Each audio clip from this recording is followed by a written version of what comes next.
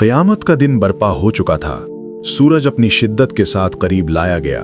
जमीन हिलकर टुकड़े टुकड़े हो चुकी थी। हर तरफ खौफ और घबराहट का आलम था।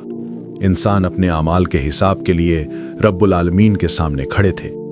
किसी के हाथ में नेकियां थीं तो वो खुश और मुतमईन था, और जिसके आमाल का पलड़ा हल्का था उसके चेहरे पर अंधेरा और शर्मिंदगी छाई हुई थी।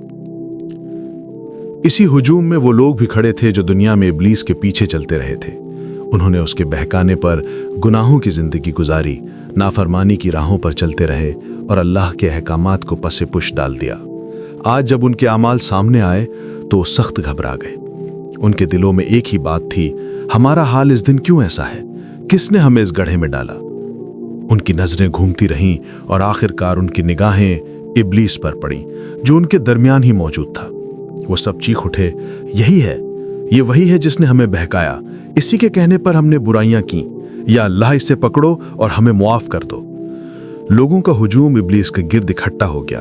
वो नफरत और गुस्से में उस पर टूट पड़े, लेकिन अचानक इब्लीस ने अपनी गहरी और खौफनाक आवाज बुलंद की, एक ऐसी आवाज जो सारी कायनात में गूंज गई। इन्नल्लाह वअदकुम वअदल हक़्क़ि व वअदतुकुम फअख़लफ़्तुकुम वमा कान ली अलैकुम मिन सुल्तानिन इल्ला अन दअउतुकुम फस्तजबतुम ली फला तलूमूनी वलूमू अनफुसकुम। बेशक अल्लाह का वादा सच्चा था और मैंने भी तुमसे वादा किया, मगर मैंने तुमसे झूठ किया।